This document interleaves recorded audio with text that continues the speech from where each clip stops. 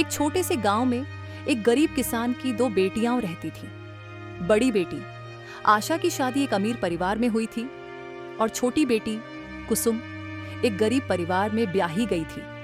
समय बीतता गया और एक दिन कुसुम के पिता इस दुनिया से चल बसे।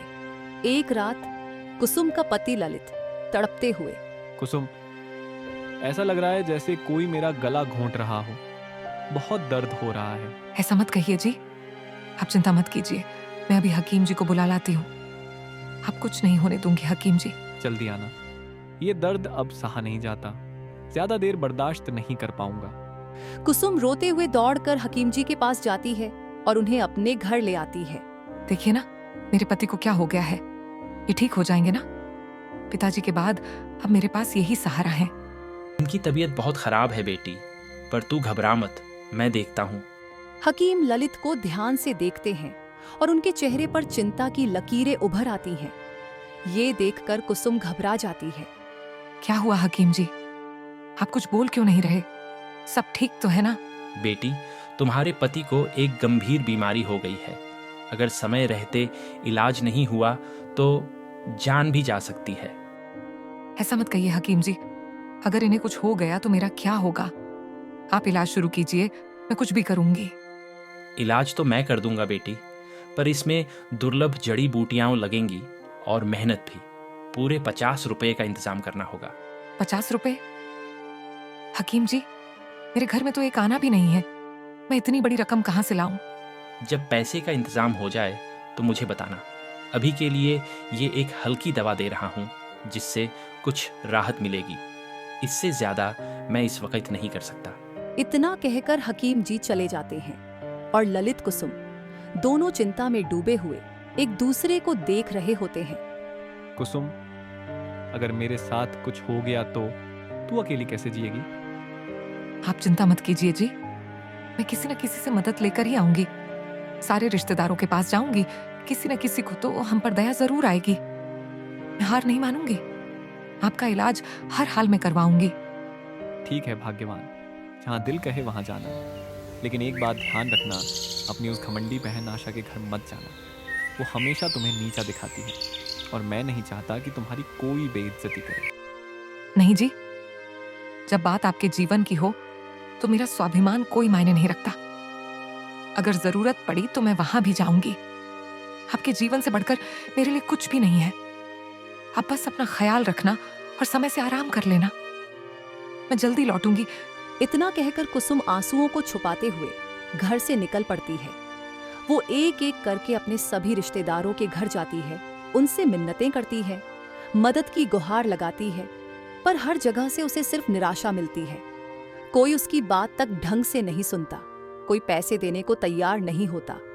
कुसुम टूटे हुए मन से सोचती है, क्या दुनिया इतनी बेरहम हो गई है? क्या किसी के पास थोड़ी सी इंसानियत भी नहीं बची? भगवान, किसी को भी मुझ पर या मेरे ललित जी पर जरा सी भी दया नहीं आई। कोई रिश्तेदार, कोई अपना, किसी ने 2 वक्त की रोटी क्या, एक सांत्वना का शब्द तक नहीं दिया। कितने कठोर हो गए हैं लोग।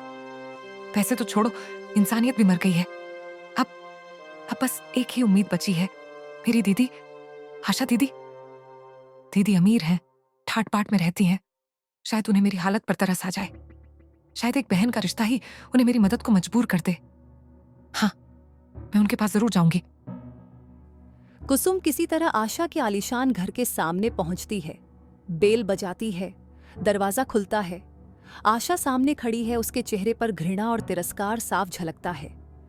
इस वक्त मेरे घर, और ये कैसी हालत बना रखी है?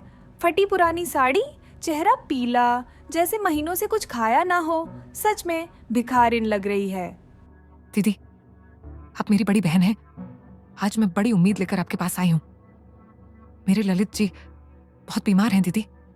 हकीम जी ने कहा है अगर समय पर इलाज ना हुआ तो वो हमें छोड़ देंगे। इलाज के लिए 50 रुपए चाहिए। दीदी, मेरे पास कुछ नहीं बचा। सारे रिश्तेदारों से मदद मांगी, कोई नहीं सुना मेरी बात। बस बस, अब ये नाटक मत कर। तेरी हालत देख के ही समझ आ रहा है कि क्या मांगने आई है। चलो ठीक है, बहन है, सो जा, कल का बचा हुआ बासी खाना ले जा। तू जैसे लोगों के लिए वही काफी है। नहीं दीदी, खाना नहीं चाहिए।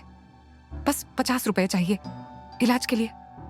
वो भीख नहीं है, एक जान बचाने की गुहार है, एक बहन की पुकार है अपनी बहन से। इतने में आशा का पति विनोद ड्राइंग रूम में आ जाता है। अरे, ये तो तुम्हारी वही गरीब बहन है ना? क्या अब हमारे घर को धर्मशाला समझ लिया है तुमने? पूरे 50 रुपए मांग रही है। मैं क्या अपना बैंक खाता इसे सौंप दूं? अरे, गरीबों की तो यही आदत होती है, हर दरवाजे पे जाके हाथ फैलाना।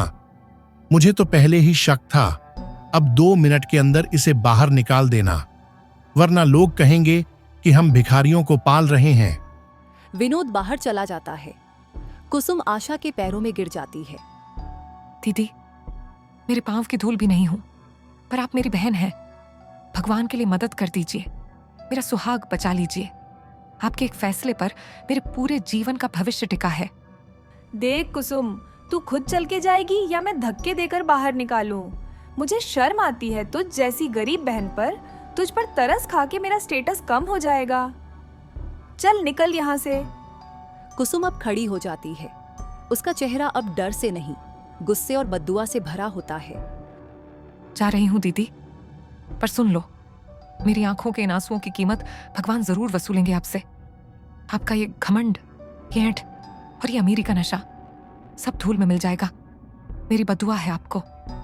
एक दिन आप खुद तरसेंगी, लेकिन कोई नहीं होगा जो आपके आंसू पहुंचे। हाँ हाँ, बद्दुआ? और तू? मेरे जैसे अमीर लोगों पर किसी की बद्दुआ नहीं लगती। चल निकल, मैं खुद दरवाजा बंद करती हूँ। दरवाजा जोर से बंद हो जाता है और कुसुम सड़क पर अकेली आंसुओं से भीगी हुई खड़ी रह जाती है। कुछ दिन बीत जाते हैं। एक रात ललित की हालत अचानक और बिगड़ जाती है। कुसुम, कुसुम, ऐसा लग रहा है कोई मेरा गला घोंट रहा है। सांस नहीं आ रही, बहुत दर्द हो रहा है। हे भगवान, क्या हो गया है आपको? रुको जी, मैं अभी हकीम जी को बुला कर लाती हूँ। आप घबराइए मत, सब ठीक हो जाएगा। कुसुम दौड़ती हुई हकीम जी के पास जाती है और उन्हें लेकर आती है।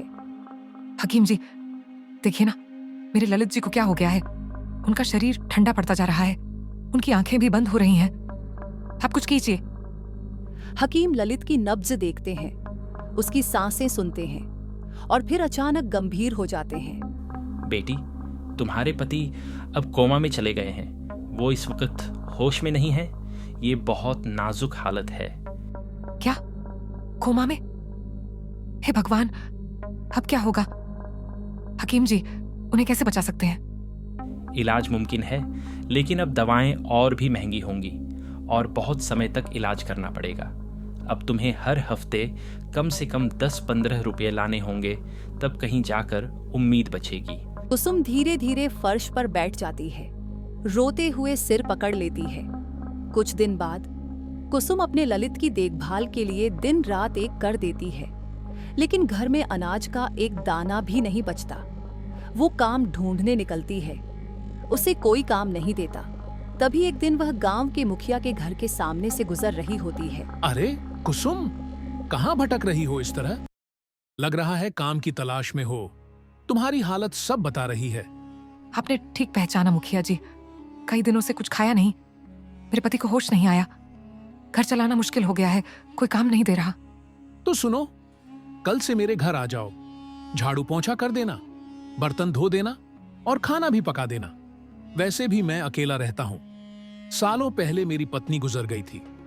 तुम्हारे हाथ का खाना खाकर सुकून मिलेगा। बहुत बहुत धन्यवाद मुखिया जी, आपने जैसे भगवान बनकर मेरी मदद की है। मैं कल से ही काम पर आ जाऊंगी। कुसुम काम शुरू कर देती है, पर वह नहीं जानती कि मुखिया की नीयत में खोट है। कुसुम, तेरा तो अब कोई नहीं है। पति को तो होश ही नहीं आ रहा। अब वो बचेगा भी कि नहीं, कुछ कहा नहीं जा सकता। और मैं भी अकेला हूं। सोचो, अगर तुम मुझसे शादी कर लो तो तुम मेरी हवेली की रानी बन जाओगी। तकलीफें खत्म हो जाएंगी।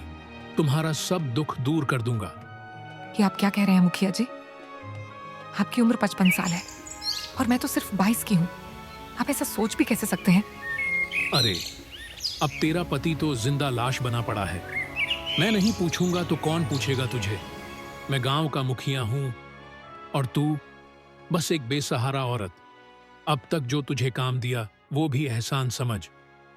अगर मुझे पता होता कि आपकी नीयत ऐसी है तो मैं आपके घर कभी पैर भी ना रखती। मैं आज के बाद कभी यहाँ नहीं आऊंगी। रुक जा, तुम्हारी हिम्मत कैसे हुई मुझे ना कहने की? मैं हूं इस गांव का मालिक। सुन ले, कल तक का वक्त देता हूं, या तो हां कर या मैं तुझे उठा लाऊंगा। तू मेरी होगी, वरना तेरे ललित को मैं कभी ठीक नहीं होने दूंगा। कुसुम डर के मारे वहां से भाग जाती है और घर पहुंचकर ललित को देखती है। हे भगवान, क्या करूं, कहाँ जाऊं? अब तो वो जान से मारने की धमकी दे रहा है। कोई तो रास्ता दिखाओ। आप ही मेरे ललित को बचा सकते हो, मुझे उस दरिंदे से बचा सकते हो। वो जमीन पर बैठकर भगवान से प्रार्थना करने लगती है। कुसुम बेहद डरी हुई होती है। मुखिया की धमकी के बाद अब उसके पास कोई और रास्ता नहीं बचता।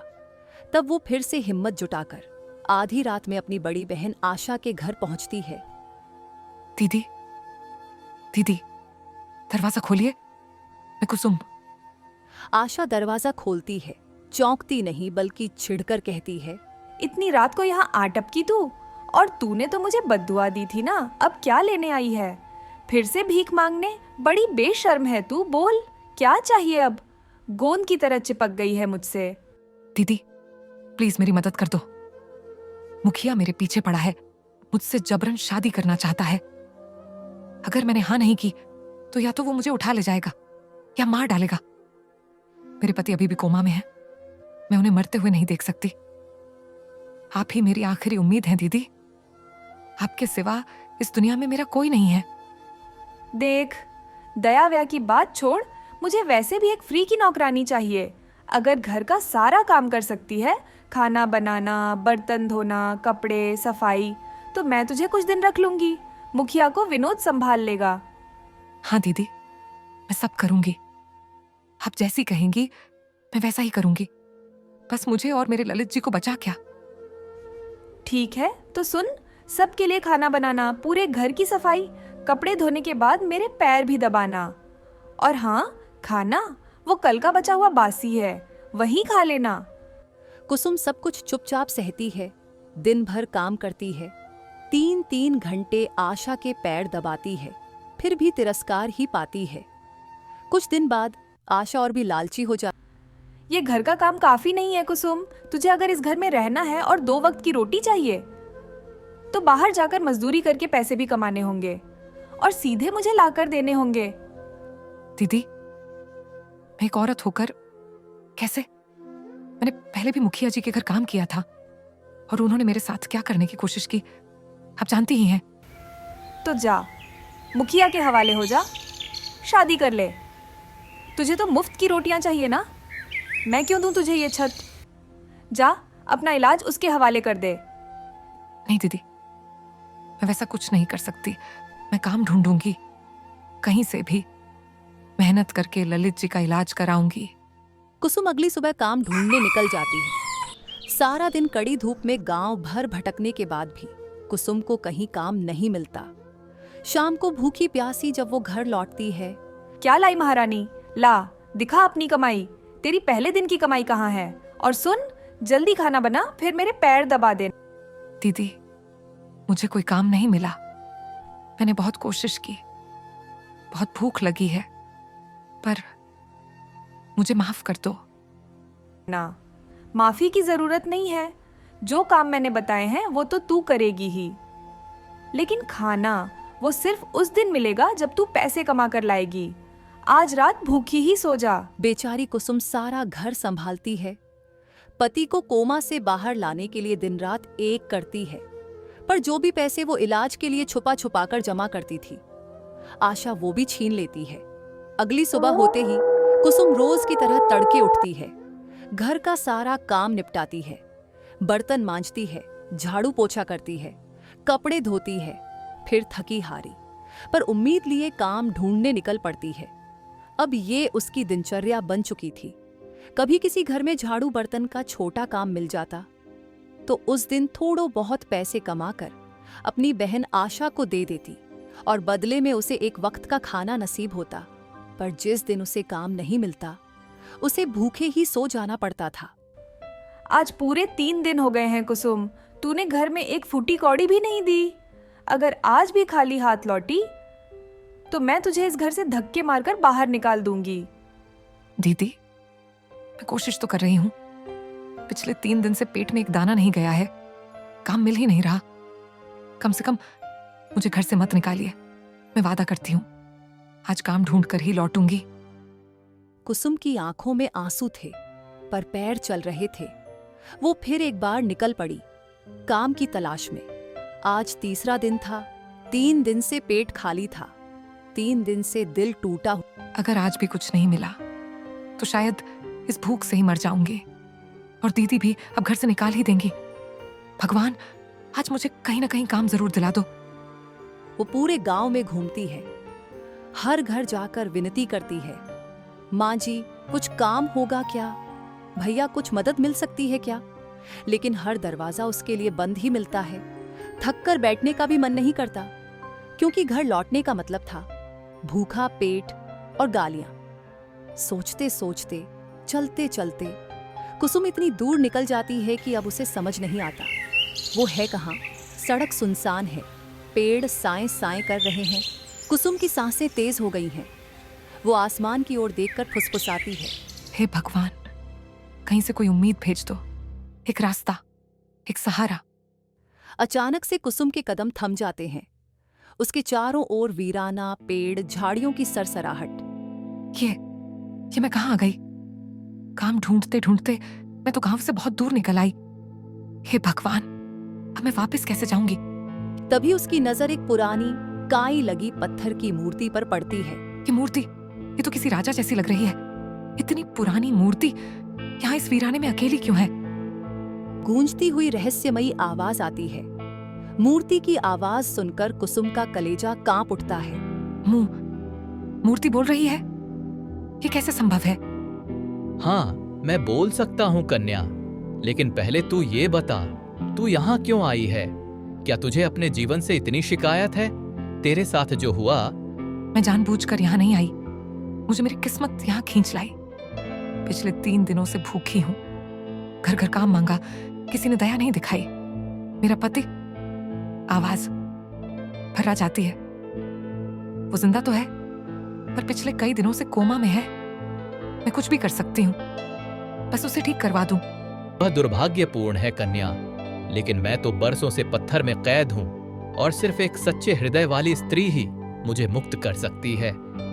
आपको आजाद करने के लिए मुझे क्या करना होगा? एक परीक्षा देनी होगी।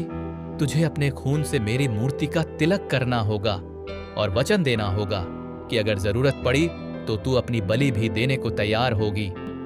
बिना हिचके, मैं तैयार हूँ। मेरा जीवन अब अर्थहीन है। अगर मेरी बलि से आपको जीवन मिलता है तो बदले में मुझे बस एक वादा चाहिए। रोते हुए, मेरे पति को बचा लीजिए, उसे फिर से ठीक कर दीजिए। मैं खुशी खुशी अपनी जान दे दूंगी, बस मेरी दुनिया को मत तोड़िए। तू इस परीक्षा में सफल हुई कन्या। मुझे तेरी जान नहीं चाहिए, मुझे सिर्फ तेरी सच्चाई और निस्वार्थ प्रेम चाहिए था। अब सामने पड्ढा चाकू उठाकर अपने हाथ की एक बूंद खून से मेरा तिलक कर। कुसुम चुपचाप चाकू उठाती है, अपनी उंगली काटकर मूर्ति के माथे पर तिलक करती है। अचानक तेज रोशनी चमकती है।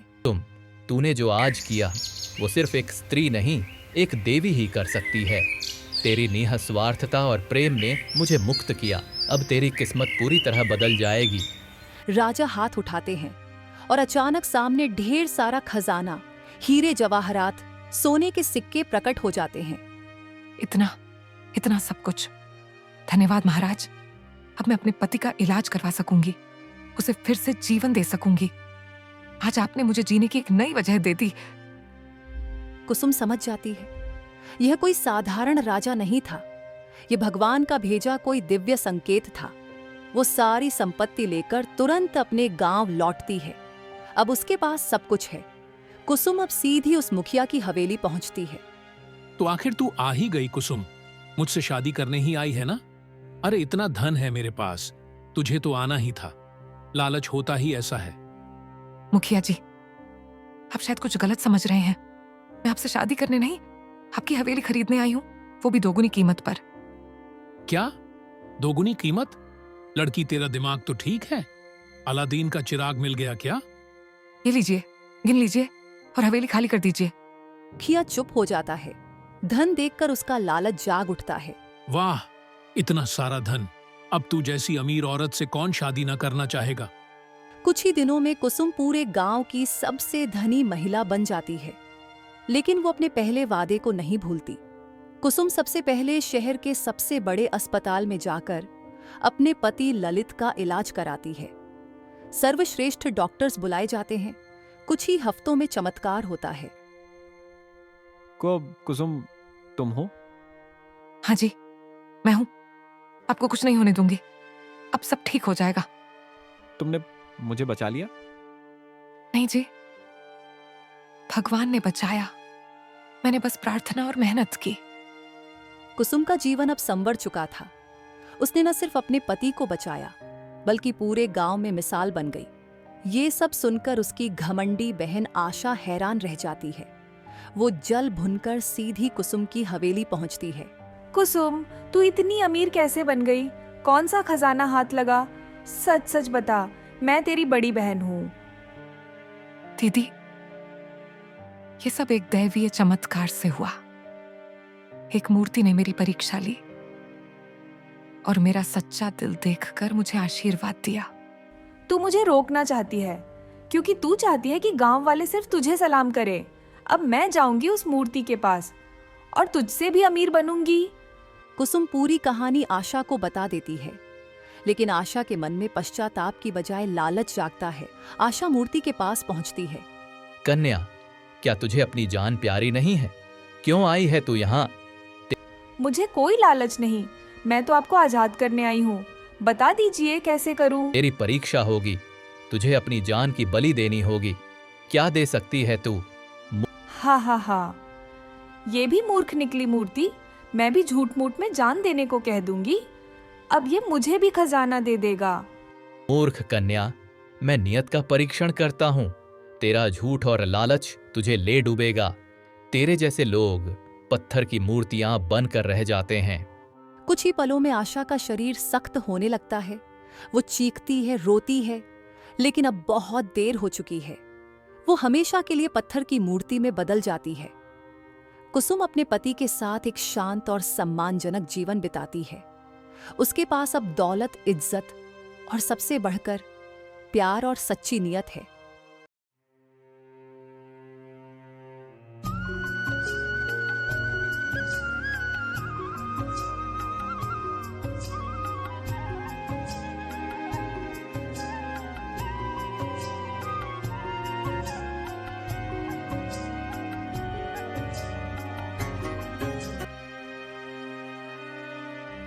एक छोटे से गांव में एक गरीब किसान की 2 बेटियां रहती थीं। बड़ी बेटी आशा की शादी एक अमीर परिवार में हुई थी और छोटी बेटी कुसुम एक गरीब परिवार में ब्याही गई थी। समय बीतता गया और एक दिन कुसुम के पिता इस दुनिया से चल बसे। एक रात कुसुम का पति ललित तड़पते हुए, कुसुम, ऐसा लग रहा है जैसे कोई मेरा गला घोंट रहा हो। बहुत दर्द हो रहा है। ऐसा मत कहिए जी, आप चिंता मत कीजिए। मैं अभी हकीम जी को बुला लाती हूँ। आप कुछ नहीं होने दूंगी हकीम जी। जल्दी आना। ये दर्द अब सहा नहीं जाता। ज्यादा देर बर्दाश्त नहीं कर पाऊंगा। कुसुम रोते हुए दौड़कर हकीम जी के पास जाती है और उन्हें अपने घर ले आती है। देखिए ना, मेरे पति को क्या हो गया है। ये ठीक हो जाएंगे ना? पिताजी के बाद अब मेरे पास यही सहारा है। उनकी तबीयत बहुत खराब है बेटी, पर तू घबरा मत, मैं देखता हूँ। हकीम ललित को ध्यान से देखते हैं और उनके चेहरे पर चिंता की लकीरें उभर आती हैं। ये देखकर कुसुम घबरा जाती है। क्या हुआ हकीम जी? आप कुछ बोल क्यों नहीं रहे? सब ठीक तो है ना? बेटी, तुम्हारे पति को एक गंभीर बीमारी हो गई है। अगर समय रहते इलाज नहीं हुआ तो जान भी जा सकती है। ऐसा मत कहिए हकीम जी। अगर इन्हें कुछ हो गया तो मेरा क्या होगा? आप इलाज शुरू कीजिए, मैं कुछ भी करूंगी। इलाज तो मैं कर दूंगा बेटी, पर इसमें दुर्लभ जड़ी बूटियां लगेंगी और मेहनत भी। पूरे 50 रुपए का इंतजाम करना होगा। 50 रुपए? हकीम जी, मेरे घर में तो एक आना भी नहीं है। मैं इतनी बड़ी रकम कहाँ से लाऊं? जब पैसे का इंतजाम हो जाए तो मुझे बताना, अभी के लिए ये एक हल्की दवा दे रहा हूँ जिससे कुछ राहत मिलेगी। इससे ज़्यादा मैं इस वक्त नहीं कर सकता।